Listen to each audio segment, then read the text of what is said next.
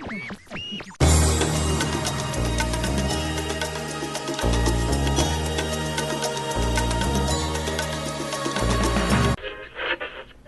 are not the first to pass this way, nor shall you be the last.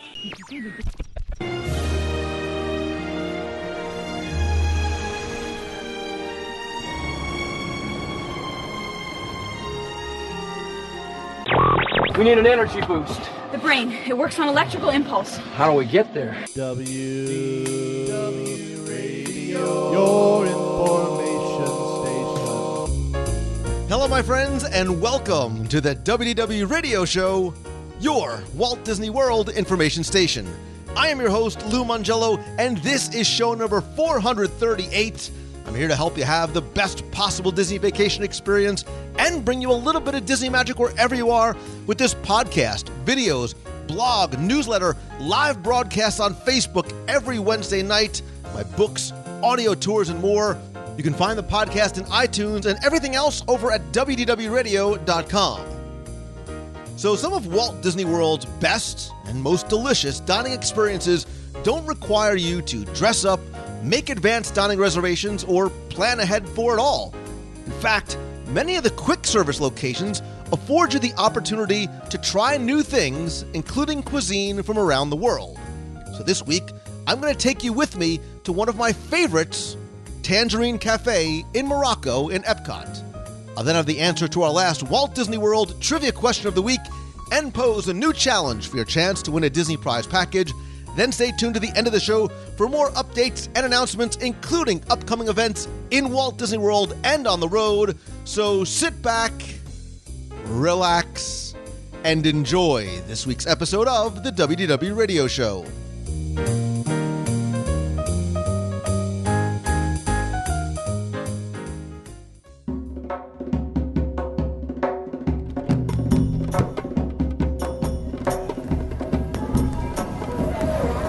For me, World Showcase in Epcot Center is replete with so many hidden treasures that are hiding in plain sight and overlooked experiences. And the more you sort of spend time in a pavilion, and in certain pavilions, take your time and wander through the streets and walk all the way through the back, you'll be surprised at just what you can see, what you can smell, and what you can learn. And I think one of the pavilions that is often overlooked because maybe there's no attraction, maybe there's no interest in some of the dining, is Morocco.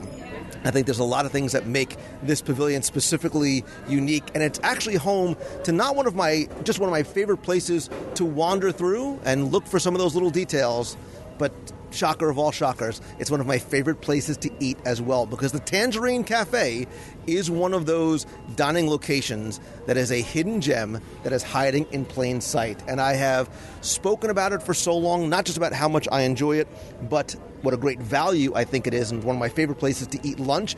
So it's only appropriate that today we and you do just that, as we do a live dining review of Tangierine Café. And joining me for the first time on the show, but boy, we've known each other for a long time, we've done so many events together, is Ron Thompson from the beautiful sunny shores of St. Louis. Yes, hi there, Lou. Yes, we've done a couple of podcasts, but never a dining review, so I'm looking forward to it. I'm hungry and ready to go. That's why we're friends, right? And we've done like events and cruises and stuff together. Yeah. Lots of cruises, events, and different things. D23. Yeah. And you're here not just because we both love our food and we're both hungry, but you've also been so incredibly generous and supportive of things like the Dream Team Project. And that's how this came about, right? You won one of the auctions for the live dining review at our most recent Dream Team charity auction. Yes, that's right. It was touching with our last meet and greet when you had the family there that was a Dream Team awardee. You really get to see why this is such an important thing to support. It's just great. It's wonderful. So really, we're doing this not just for we're not doing this for ourselves. No. We're doing it for the children. It's just yes, it's just for the children. Yeah, that's exactly right. So have you ever eaten out here before? Yes, actually, you talked about it on one podcast. I don't remember when it was, and my wife and I decided to try it based on your recommendation, and we loved it. So this has become one of our favorite places to do quick serve here at Epcot. And I think what happens a lot is people look and they see Morocco and they walk. I mean, we're watching and people walk right by it we can talk about the pavilion obviously as a separate show, but even in terms of dining, I think that there is something that sometimes people say, well, Moroccan food, it's too scary for me. I wouldn't know what to order, or it's going to be spicy, and I know that there's nothing I'm going to like there on the menu. And that's one of the things I hope that we can accomplish is let people know that not only is it not a scary menu, but it's a very easily accessible menu as well. Oh, yeah, very much so. And I think even there's stuff for kids, too, as well. And it's, beef and lamb and chicken, and it's the kind of things that we're used to having. It's just a little different spices, a little bit different flavors, but really easily accessible to almost any palate. I mean, even before we get inside, one of the reasons why I like Tangierine Café is one of the reasons why I like Katsura Grill, because it's not just what you eat, but where you actually eat it. I think the atmosphere here is beautiful. It sort of represents a bustling yet still very peaceful Moroccan marketplace. I love the beautiful tile work, not just outside but inside, that we know was commissioned by the Kingdom of Morocco. This is one of the few pavilions that's actually not sponsored by a corporation. The King of Morocco wanted and funded this pavilion and sent his 19 or so malams or artists out here to do all the hand tiling. Even if you look at the tabletops, and we'll see the counters inside, it's sort of this Zeliga tile work where there's this terracotta tiling covered in enamel and then sort of baked into the plaster, even the cracked exterior walls, the wrought iron chairs. I mean, it's very colorful, it's very lively. There's umbrellas to sit outside. There's also ample seating inside. I love the chandeliers on the inside. And if you go all the way in the back, the little hidden spot that I love, especially if you have a small group of people, is there's a little alcove right inside, tucked away by the dessert bar. So there's plenty of seating, but it's a really wonderful atmosphere out here too. Yeah, it really is. I love the wrought iron chairs too. They're really they're comfortable, but they also are very decorative.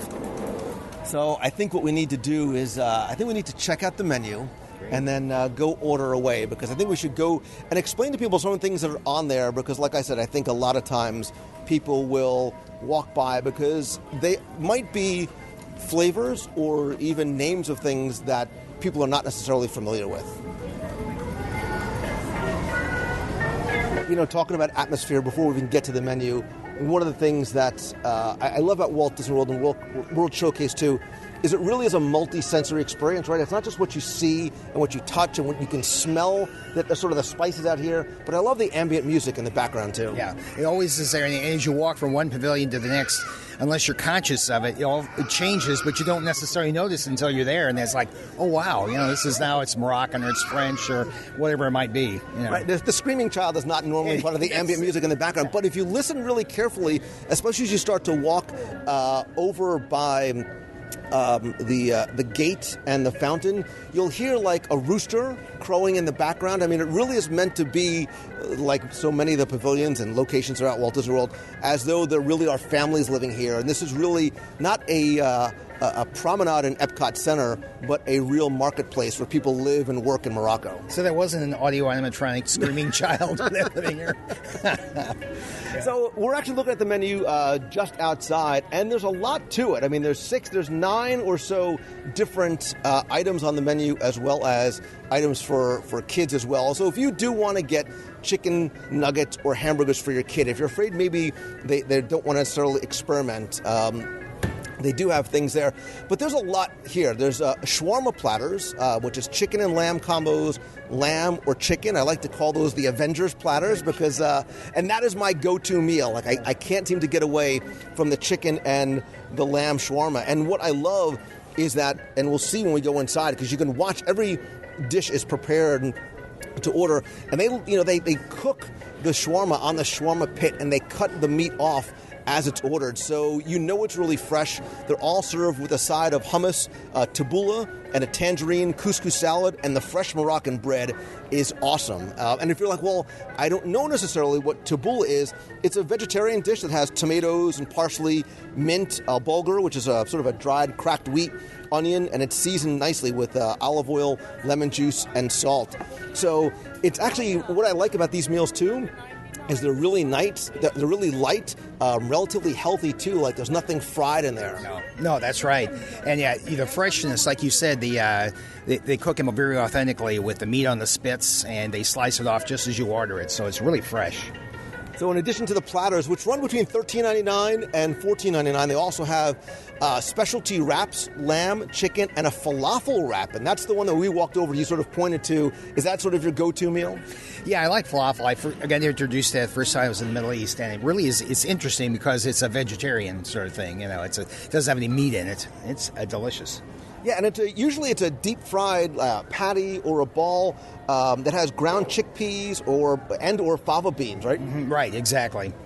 And some spices and that. And it's just delicious, really. Yeah, and a lot of times you'll see falafel served. I remember, growing up in the Northeast, going to New York and finding falafel carts on the street where they're served sort of wrapped up in a pita or a pocket. Right, yeah. Pita pocket's the typical way I've had it before, where you put these kind of like meatball-ish looking falafels inside the pita pocket. It's delicious. Those are served with the Tangierine couscous salad and the lentil salad. The falafel is under $10, and the lamb and chicken are $11.99 each. They also have 3 different Mediterranean specialties. They have the Moroccan kefta wrap for $11.99, seasoned ground beef grilled and served with fresh salsa and fries with the spicy harissa optional, a vegetable platter, so there are a lot of vegetarian dishes here, falafel, the couscous salads, the hummus, the tabbouleh, lentil salad and marinated olives. So if you are vegetarian, that's a great option. And they also have the slider combo, which is 3 pita pockets, a lamb, chicken, and falafel, lettuce, tomatoes, onions, cucumber, that had tahini sauce, lentils, hummus, and tabbouleh.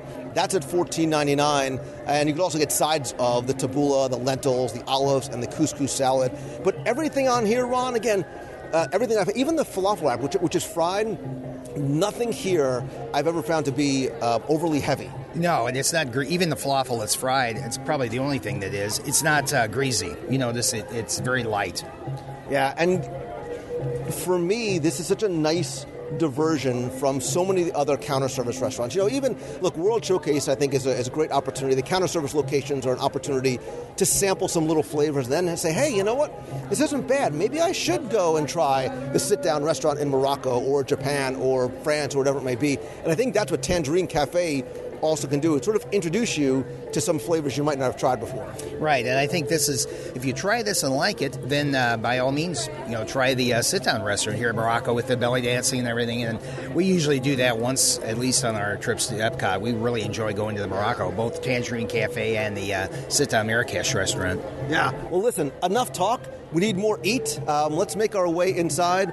Again, I love the interior of this location. The incredibly high ceilings, the beautiful paintings and tile work, the carvings on the wall. I mean, it's so intricately detailed. The tile work's just incredible. It really is beautiful.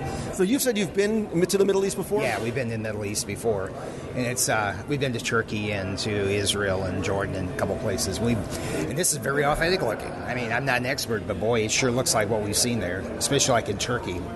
It's very typical Arabic with the designs that don't include any live things, and that is very typical. Beautiful. Right, because the belief is, they're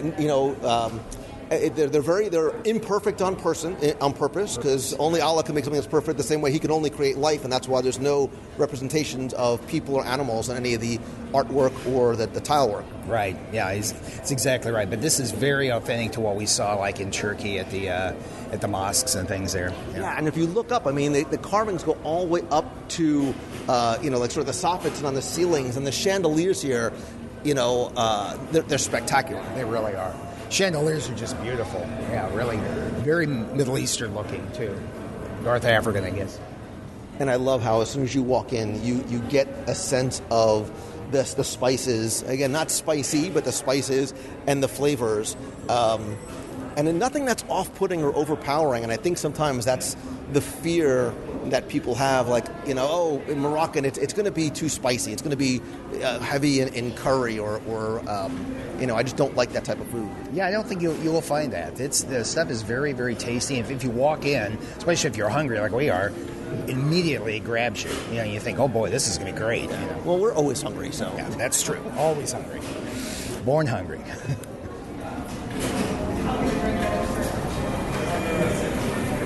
So one of the things I love here, especially, Ron, is as you walk up to the counter to order, they actually have prepared and wrapped samples of some of the different types of food so you can actually see what it is before you're ordering, which I think is really important because, yes, there's some photos outside, but to actually see the size of the platter and the amount of food that you get, it's hard to determine what it is. So what are you getting? What's on the menu for you? Oh, man, I don't know. I think I might go for the Mediterranean sliders combo. I think that sounds good for me. Hi. Can we have a Mediterranean sliders combo, please? I have to stick with my chicken and lamb shawarma combo. And I think just because we have to, I think we need to get a falafel wrap, too. You can't talk about falafel without actually having some falafel. And a falafel wrap, too, please. What do you want to drink? I think I'm going to set some water. Just plain water. Yeah, just a glass. Not a bottle, just a glass. I'll have a water as well, please. How do you say thank you? Shukran. Say again? Shukran. Shukran. Shukran. Thank you. We got water, Ron, but one thing to note, too, is they also have, obviously, soft drinks. They have different beers. They also have a sangria and a Moroccan wine, as well as a frozen fruit drink as well. But what I love is as you're walking down, waiting for your food, you're actually watching them prepare it, so you know it's fresh. And again, they're cutting the lamb and the meat right off the shawarma spit. Yeah, it just looks terrific up there. So we've only ordered lunch, but we haven't even touched. We'll have to come back to the pastry and coffee bar because that's a whole nother. Wow, that's a lot. That's a lot of food right there.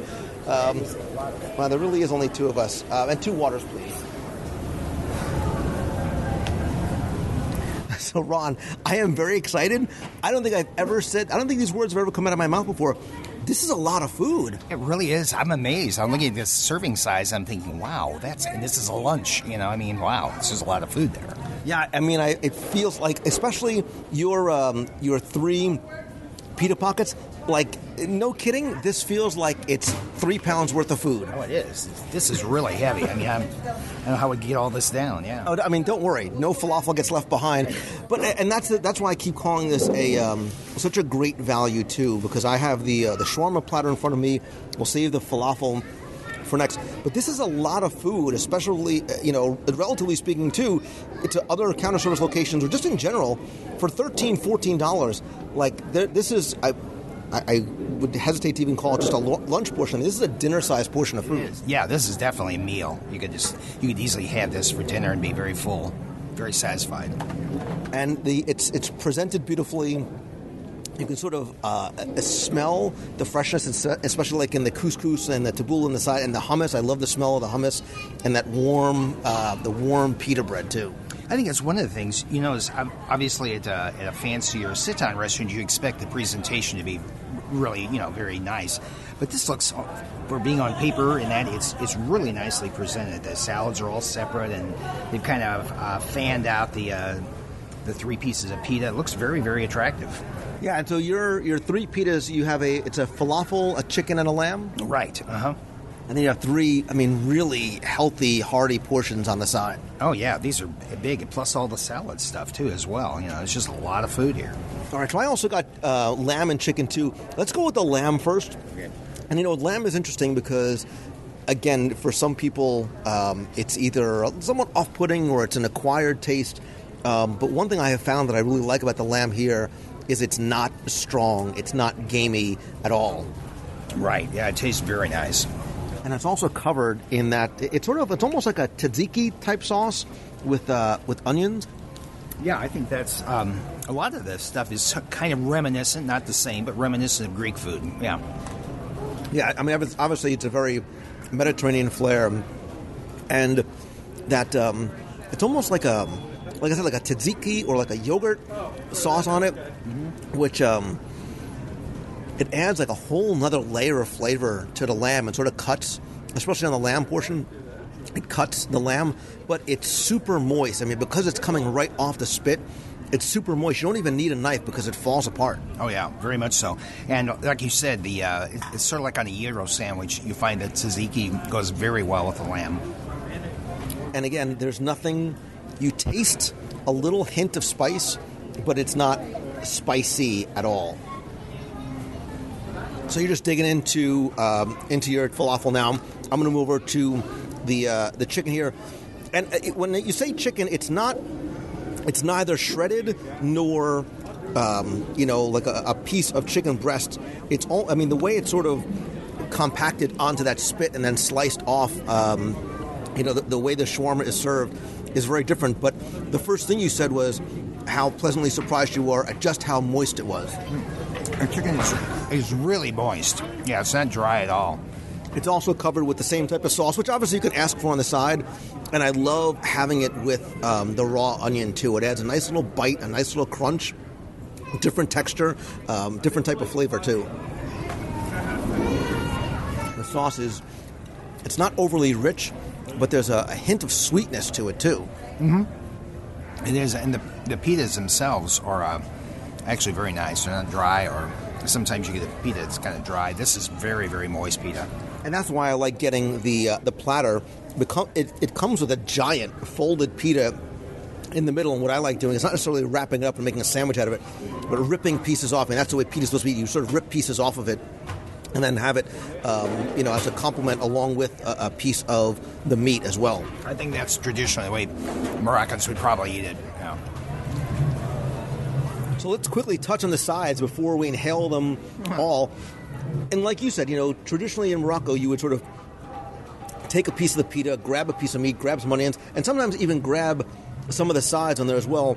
Mine came with 3. It came with the couscous, the tabbouleh, and the hummus. And the couscous is really nice. Did you get any couscous? Try that. Yeah. Use a fork. I don't care. We're all friends here. I got something else. Because the couscous is really nice. Very sweet. It's sweet, yeah. Very, very sweet. That's so surprising. I don't know if it's like, is there like dates or something in there? Or there's some lentils, and you can see the chickpeas in the couscous. Yeah. And then the greens in the tabbouleh.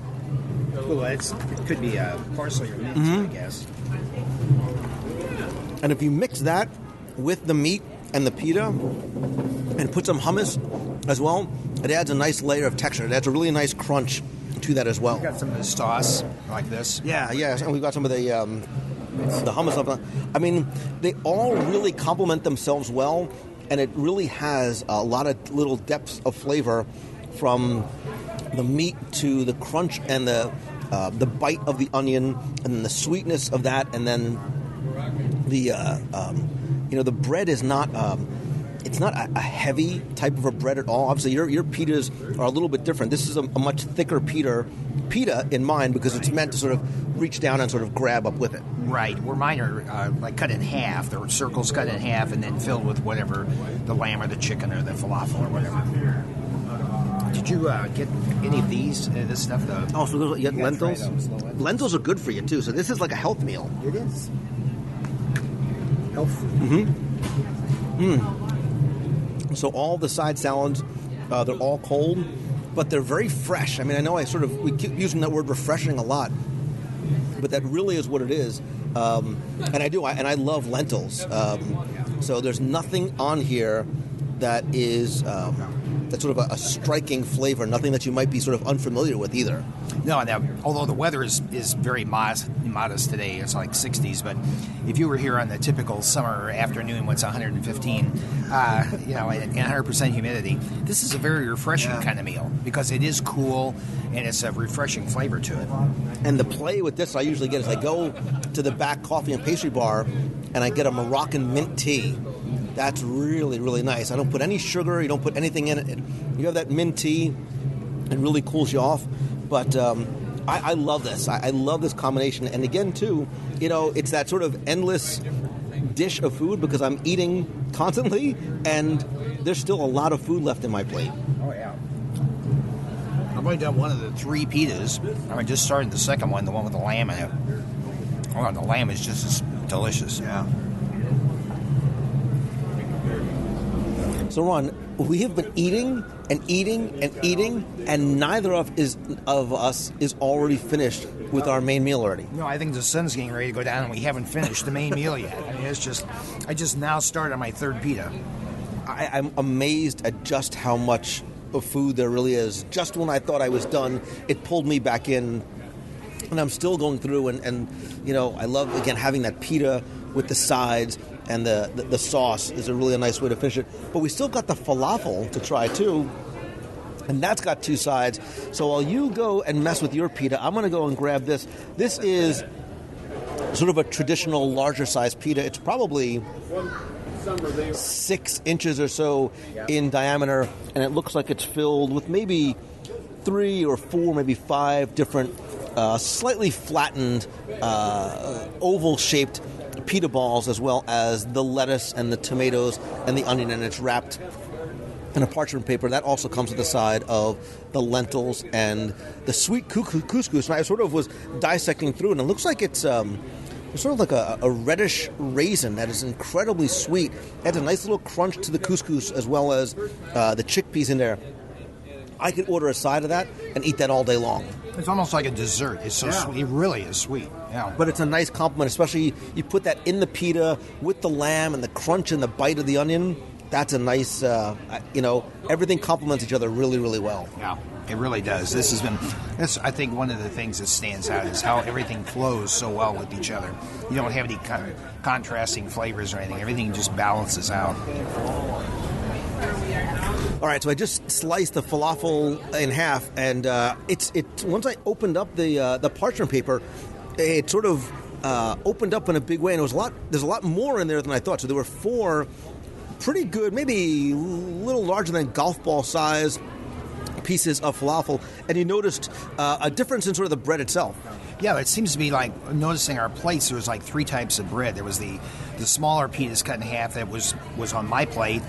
The one that you had that you were kind of tearing apart was different, and then this is more like reminiscent of what you see in a hero sandwich kind of thing, where you wrap things into it. But 3 very different types of breads. Yeah, this pita bread is nice because it's thick enough to sort of hold it and make it into like a sandwich. So I've recently had falafel balls over at the Skipper Canteen in Magic Kingdom, and now having been to Morocco, I'm impressed not just with the ones at the canteen, but how authentic they are. But these are actually a little bit different because I get, and if you pull the falafel out and eat it on its own, you get a little bit of heat on your palate, which gets cut by the lettuce and the sauce. But it's a nice little bit of spice because otherwise it would be, the ground chickpeas would be bland otherwise. So they really sort of spice it well. Yeah, it's very nice spicing and crispy on the outside because it is deep fried, but it's not at all greasy. Right. It's just very delightful taste. Yeah, this is. I still go back to my my Avenger. It's called the lamb and chicken shawarma platter, but I call it the Avenger. We're like the Avengers. It's like Tony Stark and a not so attractive that's Captain America sitting here. But I like this a lot and. Full, but that being said, I'm not too full because I think we can't review Tangierine Café without reviewing some of the Tangierine Café desserts. Wow, that sounds wonderful. Yep. So I'm going to tell you to stop eating unless you, unlike telling your kids, like, you need to keep eating so you can have dessert, you need to stop eating so we can have dessert. So we just spoke with one of the cast members as we were eating and talking to him about how authentic the food was, and says, this is very much more of almost a mix of lots of different types of food you would find throughout the Mediterranean. He said, but if you go into restaurant Marrakesh, it's very, very authentic to real Moroccan food. Right, and it's and he even mentioned that places like Greece and Egypt and this is all kind of reminiscent of that. It's a very similar Mediterranean-style food. Speaking of the devil, there he is back there too. I'm talking about you, Mohammed, and I appreciate you coming over and talking to us about our lunch. But we can't do a meal at Tangierine Café without having some authentic desserts as well. So can you take us through some of the different desserts? We have a baklava. We have like 4 kind of baklava: the pistachio, cashew, and the chocolate honey baklava, and also the most famous one, the walnut baklava. It comes with the honey, walnut, and it's the most famous. So maybe you can try my favorite one is the pistachio baklava. So it depends on the pistachio. Let me show you. Okay. And we'll take pickles, but baklava is it's layers of like a phyllo dough, yeah? Exactly, yeah. It's layers of pastry, and inside you find honey, you find walnut, you find some almonds as well. it's a lot of sweetness for the walnut. But it's a health food because it's nuts and honey, right? Yeah. It is actually a healthy dessert. You find honey instead of like a lot of sugar, etc. So I think it's a very good choice as dessert. So yeah, maybe you can try this one, the pistachio baklava. Otherwise, you have this walnut, this one with chocolate honey. It's kind of sweet as well, walnuts and this walnut chocolate. We have two very sweet. The other ones, the pistachio, cashew, and let me see, pistachio, cashew are not very very sweet. So it depends on some people. They prefer it sweet, others they don't prefer it sweet. What is this one over here that looks like? Is that the cashew? This is cashew. Yeah, it's not sweet either. So cashew, pistachio, are not sweet. So maybe we should try a pistachio and I don't know. What do you think? What's another one? Well, whatever you like. I mean, pistachio. This one is good as well. The chocolate honey. Chocolate? I think How can you get chocolate? All right, a pistachio and a chocolate honey, please. Yeah. Sounds good. And there's a wide variety. So this is it's almost like a separate little place. Like you have to order separately here than you would in Tangierine Café, although it's right next door. But it's a little sort of coffee bar. There's Tangierine coffee that has an orange liqueur, a Casbah coffee with hazelnut liqueur. Yeah, this coffee comes with liqueurs, yeah. We have this Tangierine coffee, it comes with orange liqueur. The other one, Casbah, comes with hazelnut. This one is very good, Casbah coffee. So those who likes with the liquor and the alcohol stuff with coffee, Casbah is my favorite. We have also Casablanca coffee. It comes with the vanilla liquor. It's good as well. And this side we have the regular coffees. It comes without alcohol. My favorite is Moorish coffee. It comes with a little bit of nutmeg and the cinnamon, and also this orange water blossom. Wow. Also, it's an espresso with cinnamon and nutmeg. Exactly, and then you add the espresso. It's like perfect match, and it smells very, very good. And most of the people they love it. I mean. Yeah. And I love I was just saying before, I love the Moroccan mint tea, especially when it's really hot out. Yeah. But you can also get it hot too, which is nice. Yeah, you have iced and hot. Here you can add like iced or hot. The best one is hot, And we pour it like this, the Moroccan way. We pour it. You up and then you pour the tea. So this is like the traditional way of pouring tea. You have a red and white sangria. You've got Moroccan wine by the glass, and mimosas too. Yeah, we have this Moroccan wine, the white wine. It comes from Mekna city. It's called the Trois Domaines or Ksar, and it's dry white wine, and it's very good wine. Yeah. And you have strawberry and tangerine daiquiris, I guess, in a souvenir daiquiri glass. Yeah, if you like it in a cup of souvenir.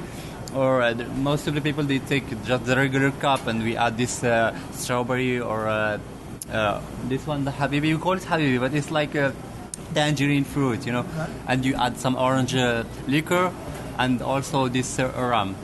We have this rum and orange liquor. You add it to the tangerine. I got hungry again. I don't know what just happened.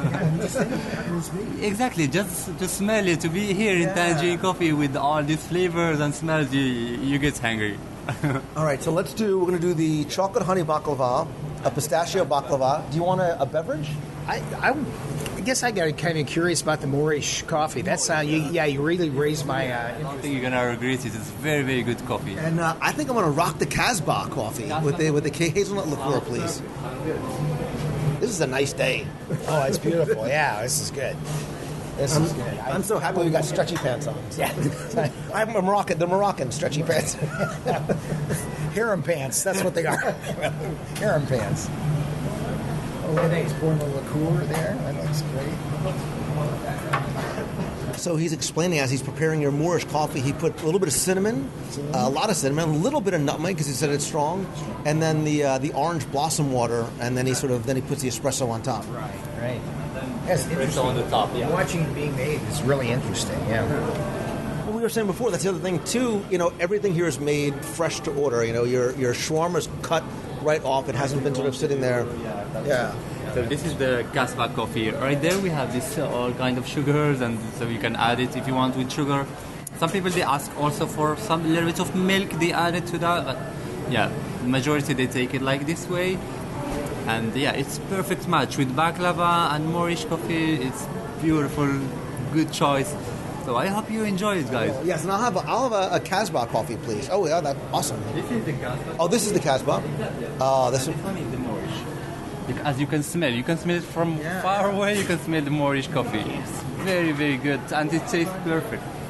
Oh, yeah, you really... Yeah. I can smell it here. It has a very nice... And it's not a strong, like a burnt or a bitter coffee smell. No. You can really smell the cinnamon and the nutmeg from there, too. Yeah, you really can.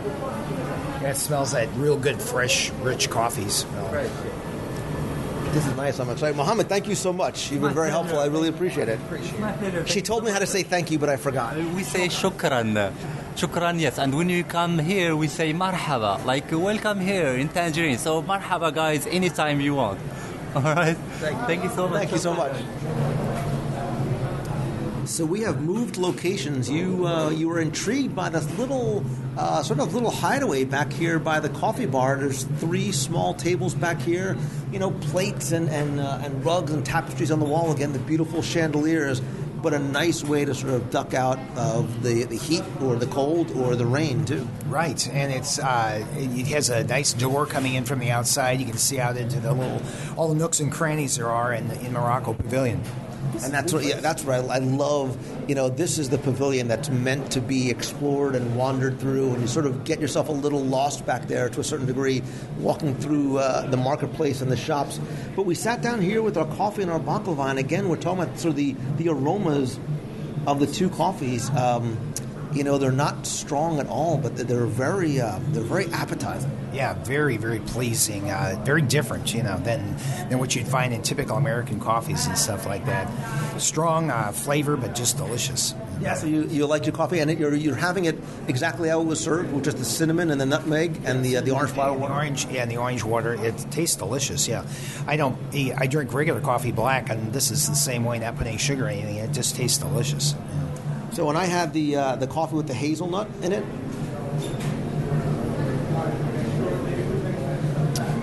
oh yeah, you don't need sugar, you don't need milk.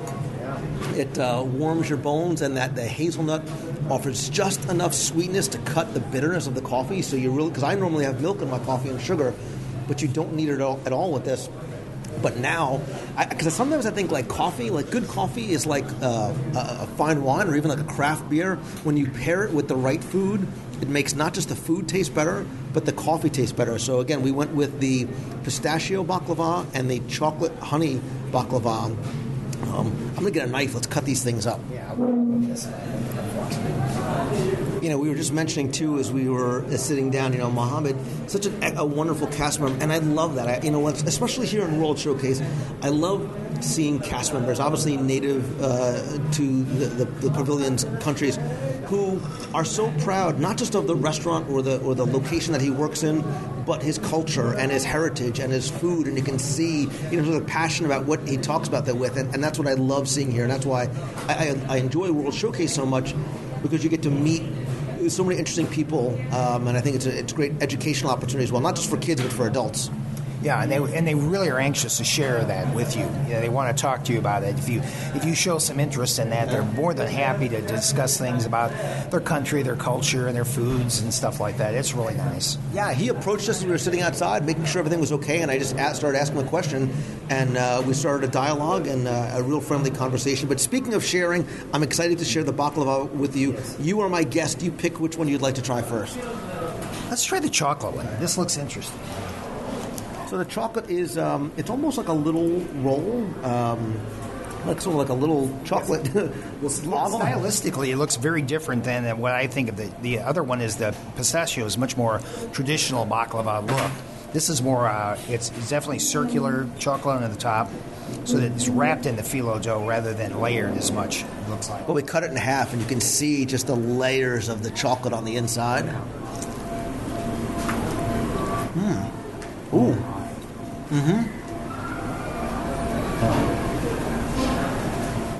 Wait a minute. It's sticky and sweet.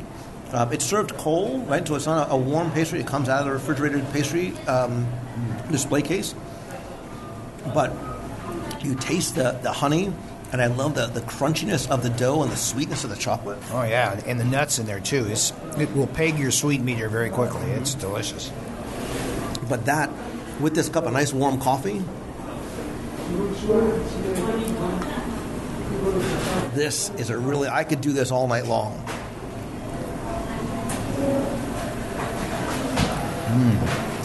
Absolutely wonderful. It's nice because the coffee does cut the sweetness a little bit. It's a really nice compliment.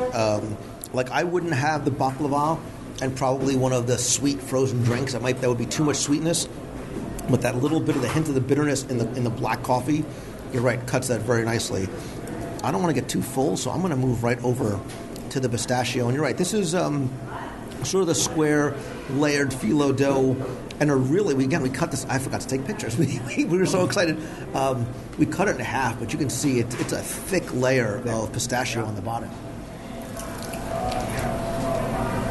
Okay, let's try this one here. Oh, that's delicious too, and very different taste too. And taste the honey. That's similar to the other one, but the pistachio much less sweet, different texture because of the crunchiness of. I like this one better than the chocolate. Yeah, I'd have to agree. I think this would be my choice. Delicious.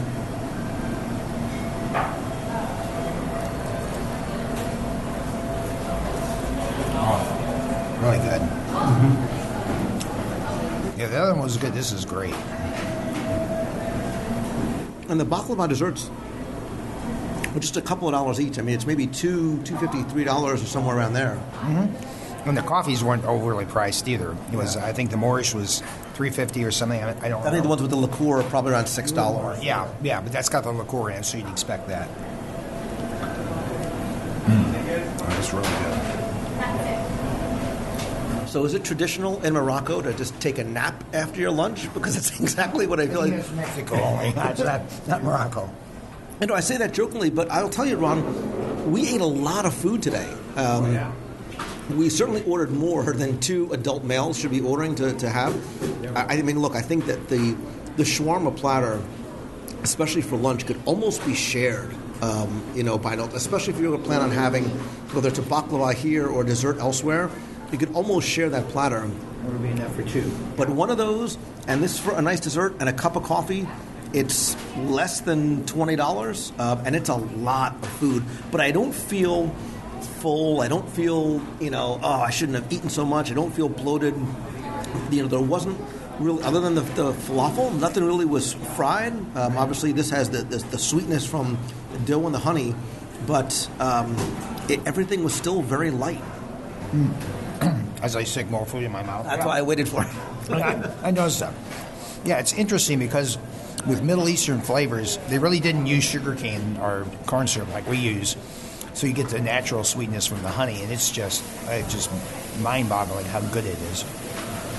Yeah, this is a really nice day. This is a really nice afternoon, and it's a nice dining experience without maybe the time and the expense and the ADRs of having to do like a full-blown sit-down lunch. You could have something delicious, something unique, something very different, something exotic, but not scary by coming to Tangierine Café. So I want to hear from you, listeners. Have you ever been to Tangierine Café before? If so, what's your go-to? What's your favorite thing on the meal, on the menu? And if you haven't been here before, I encourage you to try it. And if you do, call into the voicemail from here, 407-900-9391.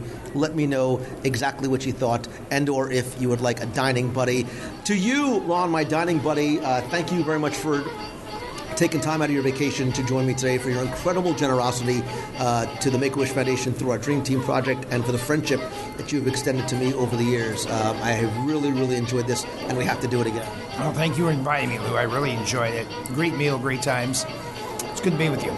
And if you want to find you, like on Twitter or anything like that?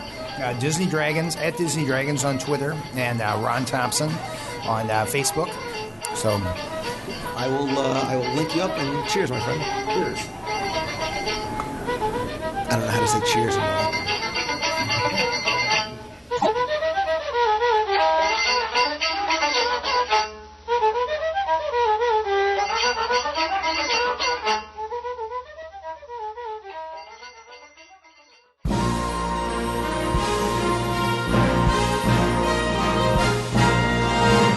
It's time for our Walt Disney World Trivia Question of the Week. I invite you to test your knowledge of Walt Disney World history or see how well you pay attention to the details, not just in what you see, but sometimes in what you hear. And if you think you have the answer right, you can enter via email for a chance to win a Disney prize package.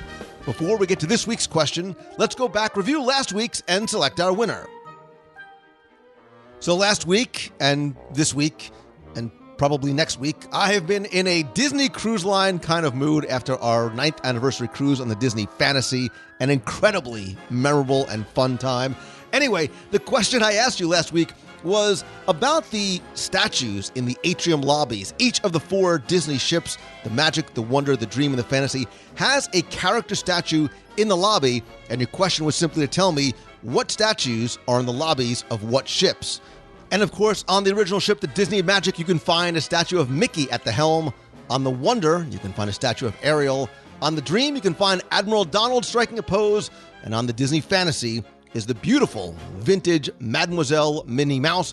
I took all of the correct entries, and again, thanks to the nearly 1,000 of you that entered and got this one correct. You were playing for the 102 Ways to Save Money for an At Walt Disney World book, all 7 of my virtual audio walking tours of the parks, both of which you can find at the shop at WDWRadio.com, and 2 items you can't find in the shop, a WDW Radio Magic Band cover and one of our exclusive cruise backpacks and travel mugs that everybody who was on the cruise got last week on the Fantasy.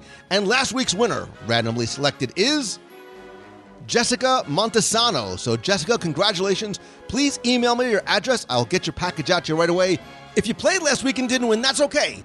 Forget about it. Move forward. Put your behind in the past, or put your past, whatever it is, because here's your next chance to enter in this week's Walt Disney World Trivia Challenge. So obviously we're talking about Morocco. Let's stay in Morocco. And your question this week is simple, and hopefully you have taken the time to explore and wander the streets of this beautiful pavilion. Tell me, what is the name of the area in Morocco which represents a typical Moroccan home? You'll find that there's the wandering streets and the alleyways, and there's also a section that represents a typical Moroccan home. That building has a specific name. Tell me what it is. You have until Sunday, February 28th at 11:59 p.m. Again, you'll play for the 102 Ways to Save Money book, all the audio tours, the Magic Band cover, and you know what? If you want one, I'll send you a cruise backpack and mug as well. So good luck and have fun.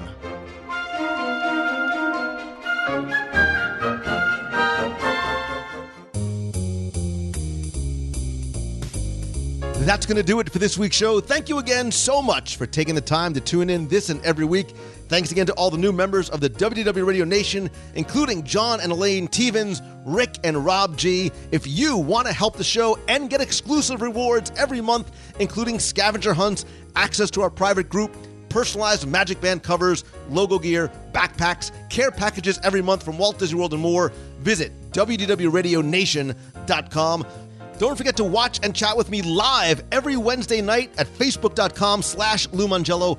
Follow me there, turn on notifications, be part of the conversation and community. Also get alerts whenever I go live from the parks and when I am out and about. You can also follow me on Twitter, Instagram, Pinterest, everywhere else at Lou Mongello. And if you have a question you want answered on the air, email me, lou@wdwradio.com, or call the voicemail, be heard on the air at 407-900-9391. Of course, you know that as much as I love connecting with you online, nothing beats a handshake and a hug. So visit the events page at wdwradio.com or at facebook.com/Lou Mongello. Find out about upcoming meet and events in Walt Disney World and on the road. Thanks to everybody who came to Katsura Grill this past weekend. Congratulations to all of the runners, walkers, cheerers, and volunteers at the Princess Half Marathon weekend. I'm currently trying to schedule the March meet of the month as quickly as I can. I'm going to be traveling to the Philippines for about 2 weeks in March, and then when I come back, it's going to be Easter and spring break holiday weekends, but I will get something on the books and on Facebook as soon as possible. I'll also be traveling to other locations on the road, including Iowa in April. Also, Saturday, June 4th, I can announce I'm going to be part of something called Ed Camp Magic. So if you are a teacher or educator and are in the Orlando area, you can find out what teachers can learn from Disney. We're going to be doing a panel about Disney and education. I'll be there. Jim Corcus is going to be there. If you visit wdwradio.com/edcampmagic, you can find out more and get tickets there. I'll be in Chicago in July. Stay tuned for dates and details soon. And then on November 4th will be the beginning of our e-ticket adventure from New York on the Magic to Puerto Rico. We'll also be doing other events, meets on the road, running team events, and lots more. And if I can come speak to your business, to your conference or school, or help you turn your passion into profession, visit LouMongello.com. Find out how I may be able to help you in some way. Speaking of help, big thanks for all the help from MouseFanTravel.com. They're our official and recommended travel provider. They've sponsored the cruise. They're sponsoring New Orleans this coming up weekend, and they can help you visit World, Land, Adventures by Disney, Aulani, anywhere in between, anywhere on the planet. You can go and visit them at MouseFanTravel.com. And thanks to little Timmy Foster over at Celebrations Press, where he's putting out amazing stuff with Celebrations Magazine. And as always, my friends, and you are my friends, whether we have met yet or not, all I ask is that if you like the show, please help spread the word. Let others know about it. You're not sure how? Tweet out a link to this week's show or your favorite episode. Better yet, share it on Facebook to your friends or in a Disney group that you think might enjoy it. And please take just a minute and go to iTunes and rate and review the show there. It's incredibly helpful. And thanks to you, we have more than 1,000 5-star reviews. Because of you, we reached number 2 overall in iTunes among every podcast.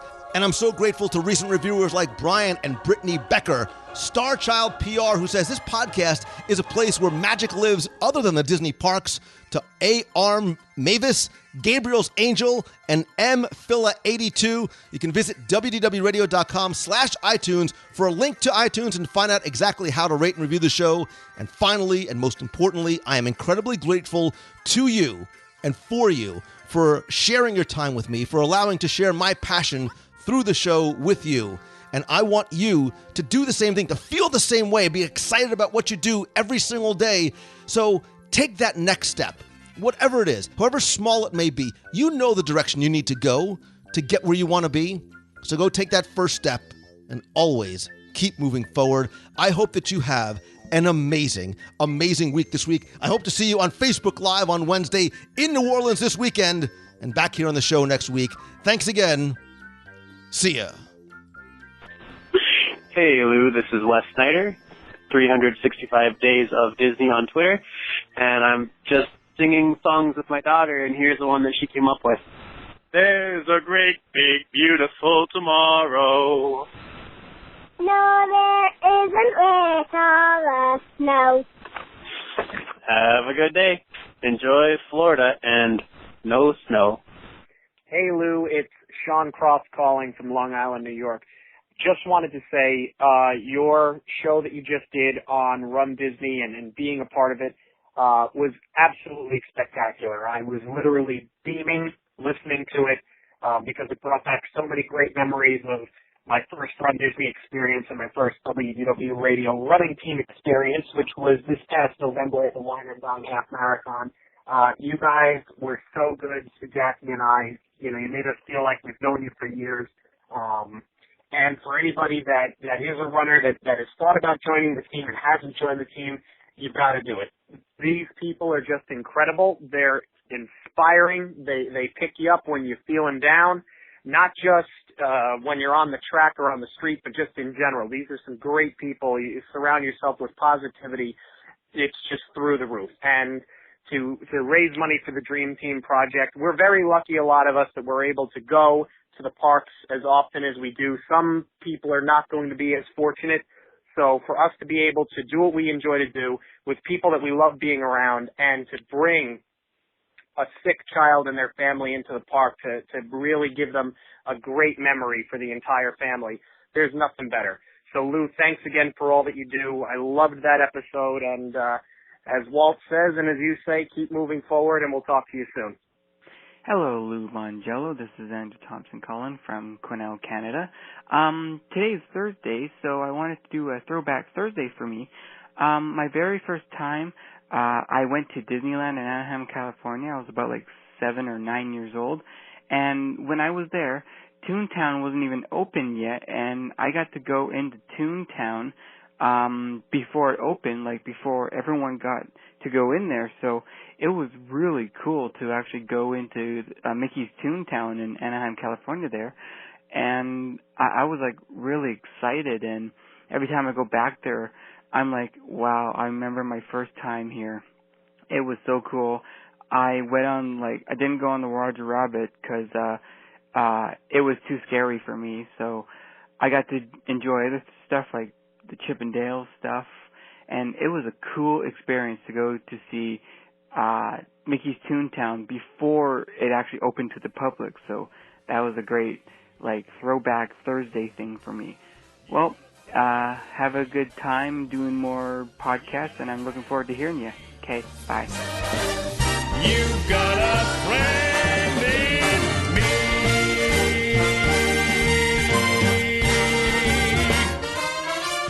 Yeah.